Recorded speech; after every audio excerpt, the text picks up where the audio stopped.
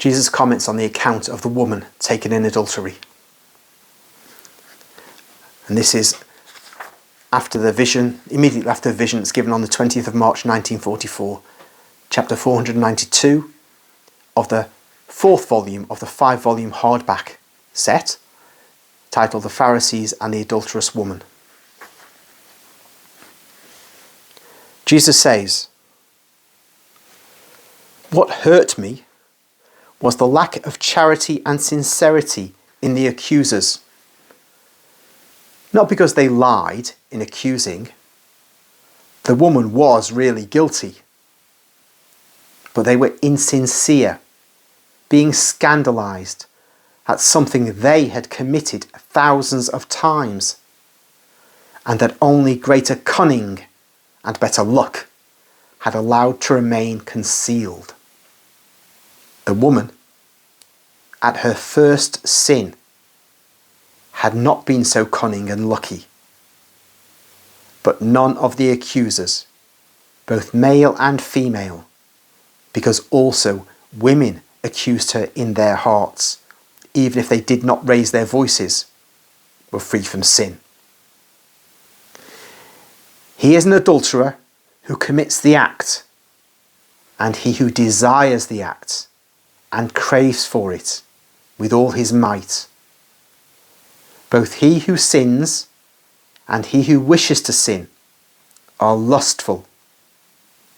It is not sufficient not to do evil. It is also necessary not to desire to do it.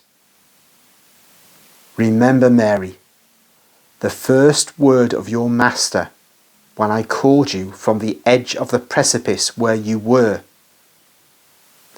It is not sufficient not to do evil. It is also necessary not to desire to do it. He who cherishes sensual thoughts and excites sensual feelings by means of literature and performances sought for such purposes and through pernicious habits is equally impure as he who commits the sin materially. I dare say he is more guilty, because with his thoughts he goes against nature, not only against morals. I'm not referring to those who commit real acts against nature. The only extenuating circumstance for such person is an organic disease or mental illness. He who does not have such an extenuating circumstance is inferior to the filthiest beast by 10 degrees. I'll just pause for a moment there. This is not as clear as it might be, but this is in the 1940s, and Jesus is aware he's talking to a middle-class Italian woman whose morals are very proper.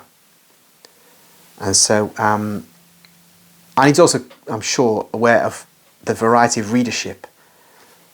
With the likes of us, in the early 21st century, he could be absolutely clear. But he says here, I'm not referring to those who commit real acts against nature. There's only two extenuating circumstances. An organic disease, I suppose he means a physical illness, physical disease, or mental illness.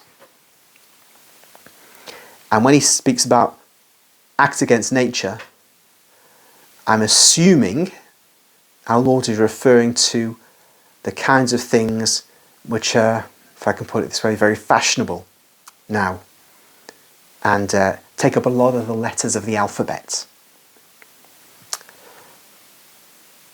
And that might be useful for the leaders of the Catholic Church to pay attention to. Because Jesus says, the one who does not have those extenuating circumstances, that is a physical or mental health problem, he's inferior to the filthiest beast by 10 degrees. So those in the church, and we mustn't bother ourselves about those outside the Catholic Church. The world, when it rejects Catholicism, is rejecting Christ. When it rejects Catholicism, that is Christ, then it's going to go in all kinds of directions. So there's no point in worrying about what's going on outside the Catholic Church. Our primary worry has got to be what our leaders are saying about certain things which have always been regarded as simply wrong, but now get a blessing, and officially since late last year. And there's an interesting point there, and I think Jesus may mention it a bit later on as well. But with that woman, it said at the end of the vision, which you've hopefully watched, after everybody's gone away, nobody stoned her, it's just her and Jesus. He helps her up. But Maria Valtorta says, but he does not bless, neither does he greet her with the salutation of peace. So, the new regime of blessings that the church has had since late 2023, I think. I do lose track of time.